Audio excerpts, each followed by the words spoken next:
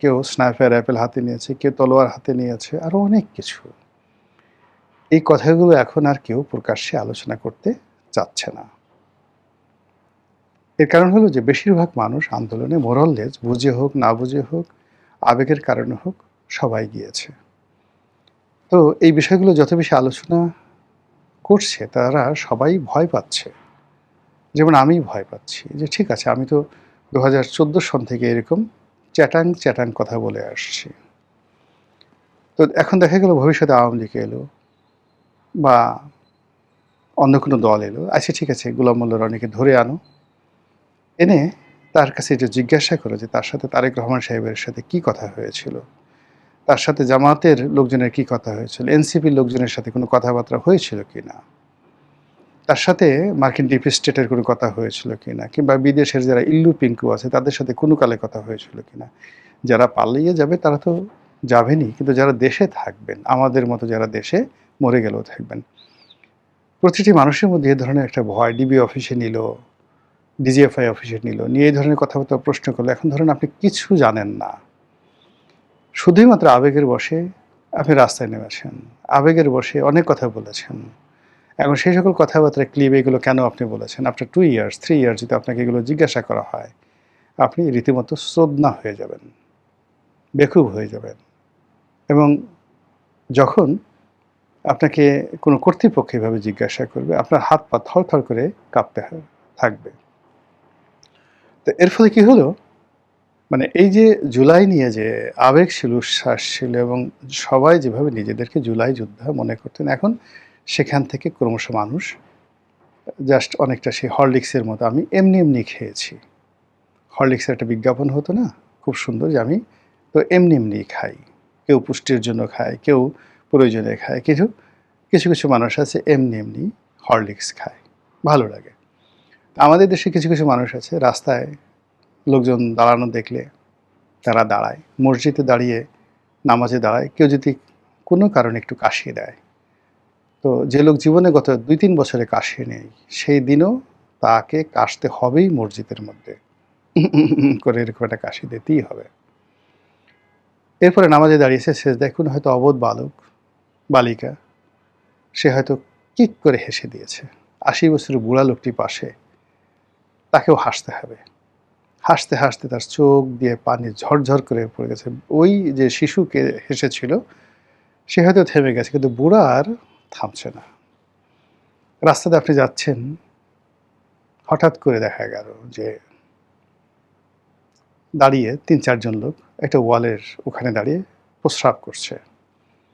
আপনার কোনো দরকার নাই, আপনি গাড়ি থামাবেন, মোটরসাইকেল থামাবেন, বা বাজার সওদা নিয়ে যাচ্ছেন, আপনি ওখানে আপনার প্রস্রাব করতে হবে ঠিক ওই জায়গাতে লাইনে দাঁড়িয়ে। এই হলো আমাদের দেশের লোকজনের একটা স্বাভাবিক অবস্থা, হুজুকে চলে। তো জুলাই এবং আগস্টে যে হুজুক সারা বাংলাদেশে চলেছিল, প্রথম দিকে এই হুজুকের দাবিদার হিসেবে আমরা সবাই দাবি করেছি, আর এখন ধীরে ধীরে তার থেকে বের হয়ে আসার চেষ্টা করছি। কারণটা কি? প্রথম কারণ ডক্টর মোহাম্মদ ইউনূসের ব্যর্থতা। দ্বিতীয় কারণ, ওই সময়টিতে আওয়ামী লীগ বিরোধী যে সকল শক্তি ছিল, যাদের প্রতি একটা পাবলিক সেন্টিমেন্ট ছিল, প্রায় সবাই 3 থেকে 4 মাসের মধ্যে চাঁদাবাজি, মাস্তানি, দখলবাজি ইত্যাদি বিভিন্ন কর্মে যে রেকর্ড তৈরি করেছে, সেই রেকর্ডগুলো আওয়ামী লীগ জমানার 17 বছরের সকল রেকর্ডকে পিছনে ফেলে দিয়েছে। ফলে কি হলো, মানুষের মোহ কেটে গেছে, আতঙ্ক ছড়িয়ে পড়েছে। এরপর যেটা হলো যে মানুষের কর্ম, সেই কর্মসংস্থান, অন্ন, বস্ত্র, বাসস্থান, এবং যাকে বলা হয় তাদের যে নিত্যনৈমিত্তিক প্রয়োজন, একই সঙ্গে তার নিরাপত্তা ভাবনা, নিরাপদে নির্বিবাদে চলার গ্যারান্টি, বাঁচার গ্যারান্টি, চিকিৎসার গ্যারান্টি, রাষ্ট্র, সমাজ, সংসারের যে উপকরণগুলো রয়েছে, প্রায় সব কিছু রীতিমতো আবর্জনায় পরিণত হয়েছে।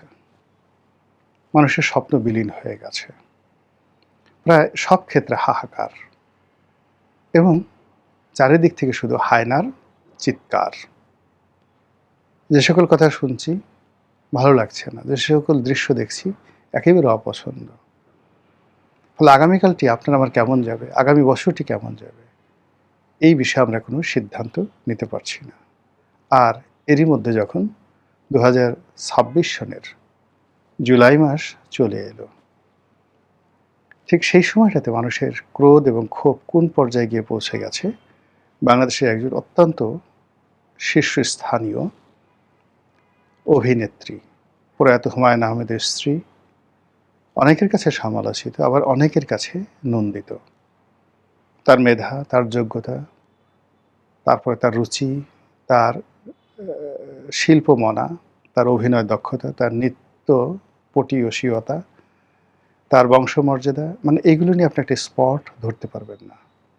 তার একটি অপরাধ, সেটি হলো সে বাবার বয়সী একজন মানুষের প্রেমে পড়েছে, তার সঙ্গে বিয়ে করেছে, তার ঘরণী হয়েছে।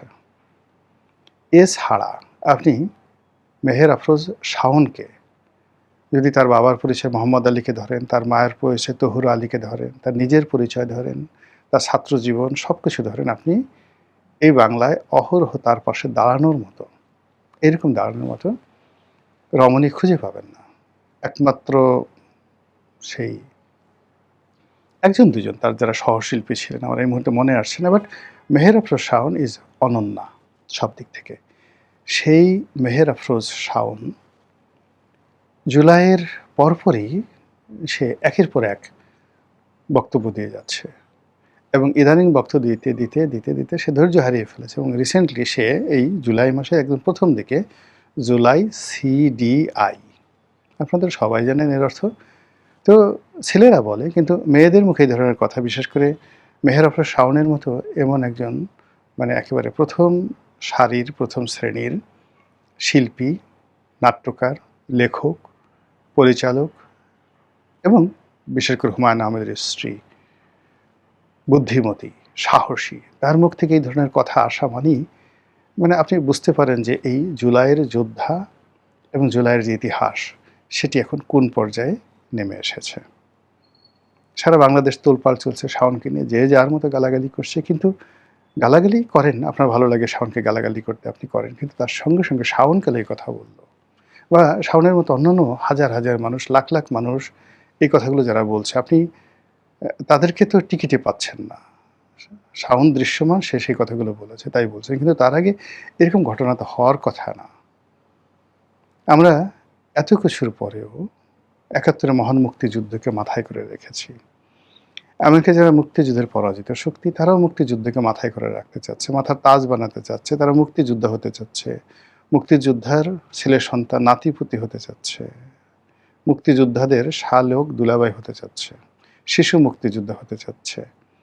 কিন্তু এখন কয়জন মানুষ জুলাই যুদ্ধ হতে চাচ্ছে, কয়জন মানুষ এখন সমন্বয়ক হতে চাচ্ছে, কয়জন মানুষ সমন্বয়কের শ্যালক দুলাভাই বা জুলাই যোদ্ধার দুলাভাই শ্যালক পিতামাতা হতে চাচ্ছে।